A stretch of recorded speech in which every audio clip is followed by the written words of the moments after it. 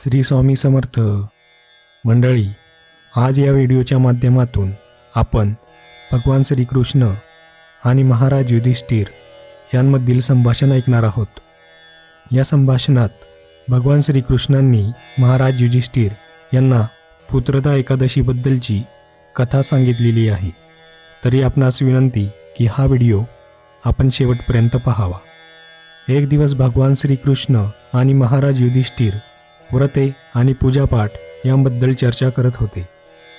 तेव्हा महाराज युधिष्ठिर यांनी विचारले, हे भगवान, कृपा करून मला सांगा की पौष शुक्ल एकादशीचे नाव काय आहे, त्याची विधी काय आहे आणि त्यात कोणकोणत्या देवांचे पूजन केले जाते।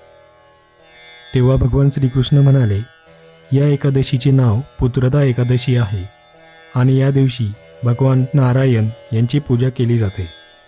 या पृथ्वीतलावर पुत्रदा एकादशीसारखे कोणतेही व्रत नाही। याने मनुष्य तपस्वी, विद्वान आणि लक्ष्मीवान होतो।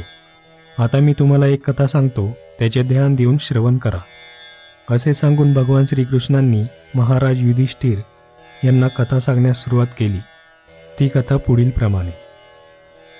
भद्रावती नावाचे एक राज्य होते आणि त्या राज्यात सुकेतुमान नावाचा राजा राज्य करत होता।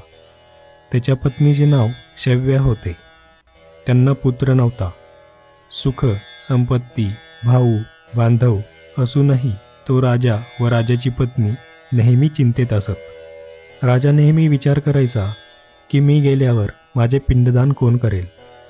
पुत्र नसेल तर पितरांचे आणि देवतांचे ऋण मी कसे फेडणार, या चिंतेने त्याला ग्रासले होते। मनात नको ते विचार येत असत, पण ते मोठे पाप होईल असे समजून तो पुन्हा चिंतित होत असत। एक दिवस असाच विचार करत असताना राजा अचानक घोड्यावर बसले आणि जंगलात निघून गेले। तेथे पशु पक्षी वृक्ष यांना बघू लागले। असाच अर्धा दिवस निघून गेला। राजाच्या मनात आले की मी एवढे यज्ञ केले, ब्राह्मणांना भोजन देऊन तृप्त केले, तरी पण असे दुःख माझ्या वाट्याला का बरं आले असेल।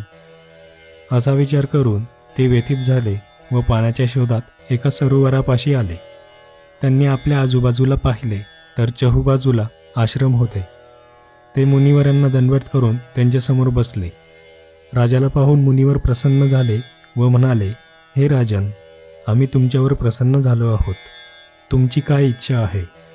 त्यावर राजाने त्यांना हात जोडून विचारले, हे मुनिवर, तुम्ही कोण आहात आणि येथे का आला आहात, कृपा करून मला सांगा। तेव्हा मुनी म्हणाले, हे राजन, आम्ही विश्वदेव आहोत। या सरोवरात आम्ही स्नान करण्यासाठी आलो आहोत। हे ऐकून राजा म्हणाला, हे मुनिवर, मला पुत्र नाही। जर तुम्ही माझ्यावर प्रसन्न आहात तर मला एक पुत्राचे वरदान द्या। तेव्हा मुनी म्हणाले, हे राजन, आज पुत्रदा एकादशी आहे। तुम्ही अवश्य याचे व्रत करा। देवाच्या कृपेने तुमच्या घरात पुत्र जन्म घेईल। मुनींचे ऐकून राजाने एकादशीचे व्रत केले व द्वादशीला उपवास सोडला। मुनींना प्रणाम करून राजा आपल्या महालात परत आले। काही दिवसांनी राणीने गर्भधारण केला आणि 9 महिन्यांनी त्यांना एक पुत्र प्राप्त झाला।